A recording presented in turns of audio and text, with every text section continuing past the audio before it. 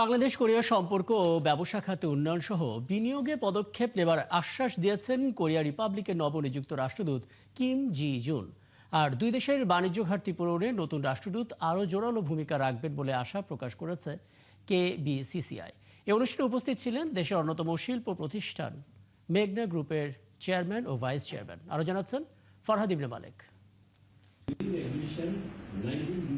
Korea প্রজাতন্ত্রের নবনিযুক্ত রাষ্ট্রদূত কিম জি জুনের সম্মানে এক সংবর্ধনা অনুষ্ঠানের আয়োজন করে Korea Bangladesh chamber of commerce and industry KBCCI. রাজধানীর একটি হোটেলে আয়োজিত এই অনুষ্ঠানে কেবিসিসিআই এর প্রতিনিধিদের সাথে এক নৈশভোজে যোগ দেন দেশের শীর্ষস্থানীয় শিল্প প্রতিষ্ঠান মেঘনা গ্রুপের চেয়ারম্যান মোস্তফা কামাল এবং মেঘনা গ্রুপের ভাইস চেয়ারম্যান বিউটি আক্তার।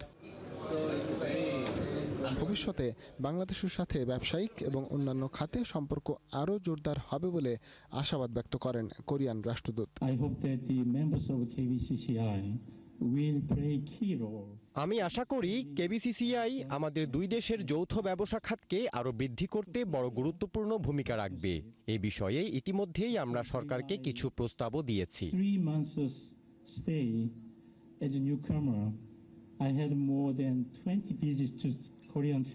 এ সময় কেবিসিসিআই এর সভাপতি শাহাবুদ্দিন খান আশা প্রকাশ করেন নবনিযুক্ত রাষ্ট্রদূত কোরিয়ার সাথে বাংলাদেশের বাণিজ্য আরো জোরালো করতে কাজ করবেন। নতুন অ্যাম্বাসেডর আসছেন, ভেরি ওয়ার্কেবল পারসন এবং উনি কাজের প্রতি বেশি একাগ্রতা। আমি আশা করি ওনার নেতৃত্বে আগামী দিনে এই বাংলাদেশের কোরিয়া বাংলাদেশের যে বাণিজ্যর যেই ডিফিসিট রয়ে গেছে এটা আরও বেশি আমরা বেগবান করব। অনুষ্ঠানে কেবিসিসিআই এর পক্ষ থেকে কোরিয়া প্রজাতন্ত্রের নবনিযুক্ত রাষ্ট্রদূতকে সম্মাননা স্মারক হিসেবে ক্রেস্ট তুলে দেওয়া হয়।